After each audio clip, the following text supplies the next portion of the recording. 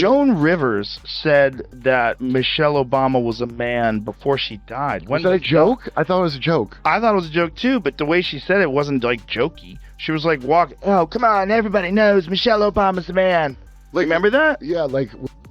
Well, I think she died because she had 1,000 plastic surgeries, but... Yeah, she was going under. Yeah. Just these big black arms coming over. Bro. All right, listen up. It's like a juicy schoolyard story. Nobody noticed until now, but Joe Rogan totally threw some shade at Michelle Obama's big TV moment. And whoa, it wasn't all sunshine and rainbows. 1 second, she's sharing happy life tips, and the next, Joe, the podcast king, is tossing out some spicy comments. Did Joe really talk about her cooking show like that? Yup, and that's just the start. Get ready, and because this story's hotter than a summer day. Joe Rogan is calling out Oprah and Michelle Obama for hypocritical speeches at the DNC. Watch. She's up there talking about income inequality. Like, hey, lady, you're rich as... Like, how is that equal? And also, when Michelle Obama was saying, you know, I think she was saying her mother or grandmother was always suspicious of people who took more than they needed. Yeah. Like, Yeah. you have so much money. More than me, Obama has 4 mansions. I mean, it's so... Michelle Obama's like that super cool gym teacher who makes working out sound like a big speech about being awesome. She's still acting like America's #1 cheerleader. But Joe Rogan? He's not buying it. When Michelle starts acting like eating broccoli makes you a better person, Joe's like, whoa, enough with the veggie obsession. She says the bars are just different for people in life. Right. The bar was very different for your husband. Very different. And I'm sure he got into Harvard just based purely on his intellect, right? And Harvard Law School. And he was ushered into the presidency with about 2 minutes of public service behind him, right? Like a short stint in the U.S. Senate after being a local Illinois lawmaker. And he was lauded like he was the second. You'd think after growing veggies in the White House garden forever, she'd chill out. Nope. Michelle's got this big image to keep up. It's like she's saying, I do push-ups, so I know what's best for your kids, your food, your heart, and even your health. When she had her kids, were they private or public? Like, when was that when he was a senator? I don't know. I just know that He was a senator, right? yes, Before he became president. for sure. I don't. Law school, yeah. Senate. I have no issue because I want to live. I have no issue with Big Mike. I don't care that they killed that sex slave in Martha's Vineyard. That's what happens to sex slaves. They drown in ponds. That's what happens. You fuck the ruling class, you drown a pond. That's what happens. If you get your little mouthy, you go into the pond. I don't have a problem with it. I have no I think it's good. I actually think it's good. I think it makes our country fun. I think it makes us unique. I think Putin and them are scared of that shit. They do it all the time. I think Putin and the Chinese are like, you don't know what's going on there, because they got people that maybe they're men, maybe they're women, we don't know. While everyone's still tired from her super long book tour, longer than a whole bunch of superhero movies, Michelle's out here being part life coach, part superhero, part gym boss. Meanwhile, Joe's just chilling with his microphone, eating some meaty snacks, and wondering why Michelle's yelling at him through her phone videos. Having a good time. The country's almost back to normal before World War III. COVID was just so strange. We lost a lot of people during COVID, and most of them are still alive. Yeah. Before COVID, I would have told you that vaccines are the most important invention in human history. After COVID, I'm like, I don't think we went to the moon. I think Michelle Obama's got a dick. I think Pizzagate is real. I think there's direct energy existing all the time. It's kind of funny. Michelle's like, drink more water. And Joe's like, eat more burgers. America's just stuck in the middle, munching on chips and feeling stressed. But then Michelle gets a new idea, saving the country with podcast speeches. It's like she thinks boring school lunches and yoga will fix everything. She's out here giving big talks about how we all need to vote and stretch to save the world. He was saying that Michelle Obama should run for president. If she won, she could pull out and China would just give up.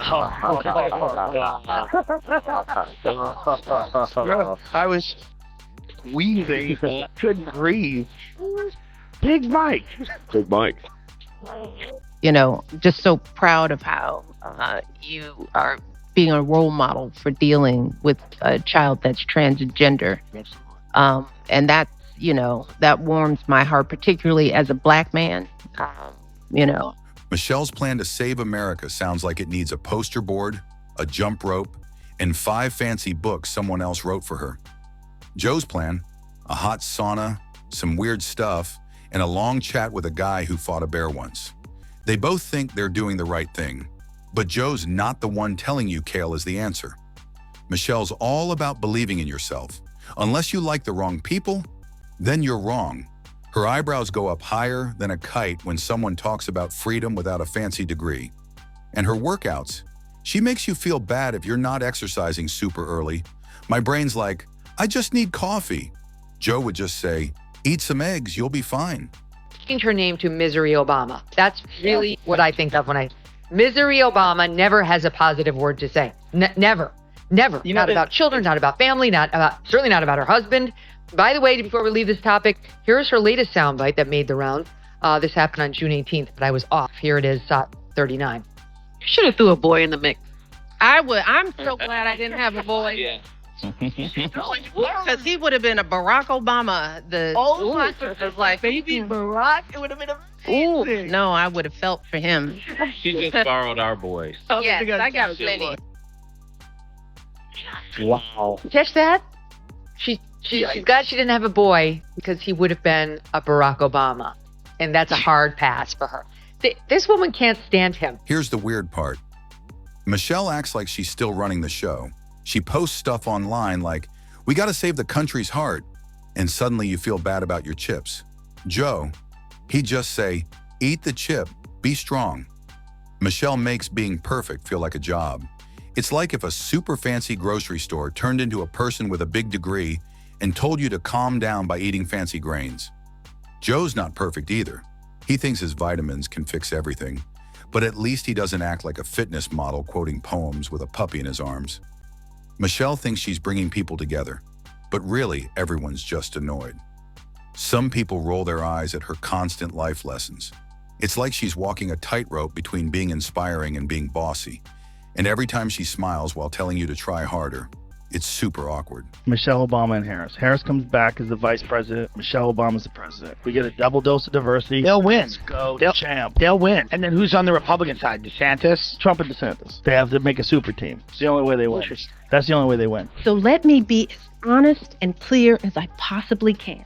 Donald Trump is the wrong president for our country. He has had more than enough time to prove that he can do the job, but he is clearly in over his head. He cannot meet this moment. He simply cannot be who we need him to be for us.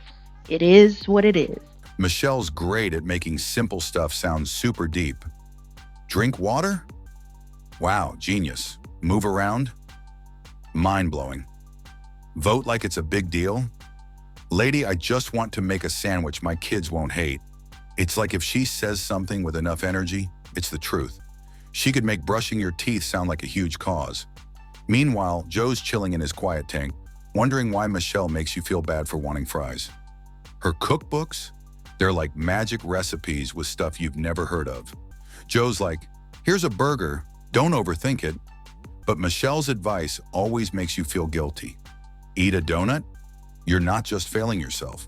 You're failing the whole country. Joe's just like, is that donut gluten-free or what?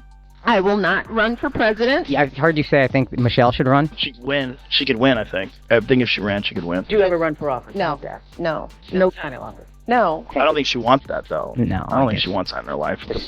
They dealt with over the 8 years when he was president. Because I've got these 2 young people at home. Being the kids, daughters of a president, just think about it. It's not so easy. That job for anybody that really good at it. Yeah, I trust the person who doesn't want the job more than Yeah. the person who wants the job. It's not something that I'm interested in or would ever do, ever. And she's not done yet. Michelle's acting like a wise queen now, giving life advice like it's the ultimate truth. You are the light. Cool, but can you help with my bills? Joe's like, what does that even mean? And honestly, good question.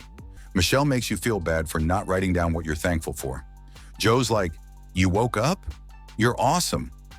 Michelle's up on a mountain of being perfect, while Joe's down here talking to a guy who made protein powder from weird stuff. One of them makes you feel normal.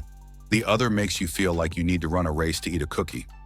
Michelle thinks not caring is the worst thing ever. Joe thinks it's bread. They're both kind of wrong, but Joe at least makes you laugh. He's like, try something wild and punch a bag, you'll be okay.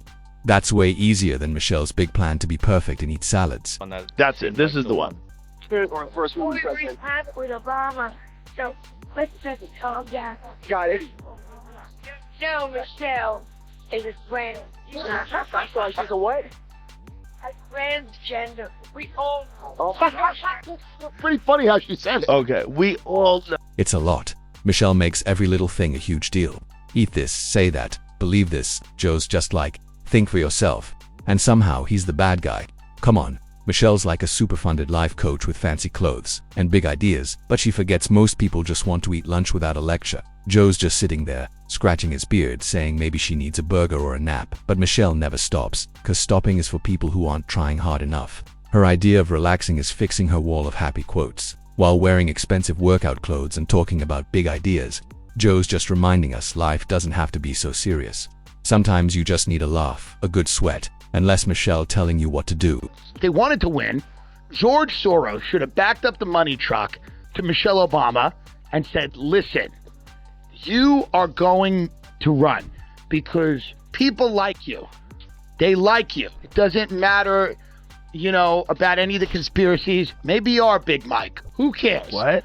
But you are going to run this goddamn Can't country. believe you went there. You're going to run this goddamn country. That is the wackiest conspiracy. It's a wacky conspiracy. Can I make one point for the people that are on the side of it? Yes.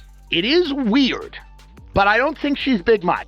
Call it whatever, inspiration, empowerment, whatever, but if Michelle gets any more intense, your phone might start doing push-ups when you watch her speeches. It's a crazy world. At least Joe's not making you feel bad for not drinking green juice while standing on a yoga ball and worrying about the country.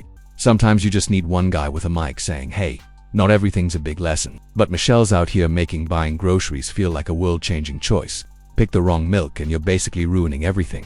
So while Michelle's judging your snacks from a high horse, Joe's eating his meaty snacks and saying you don't need perfect abs or a book to be happy.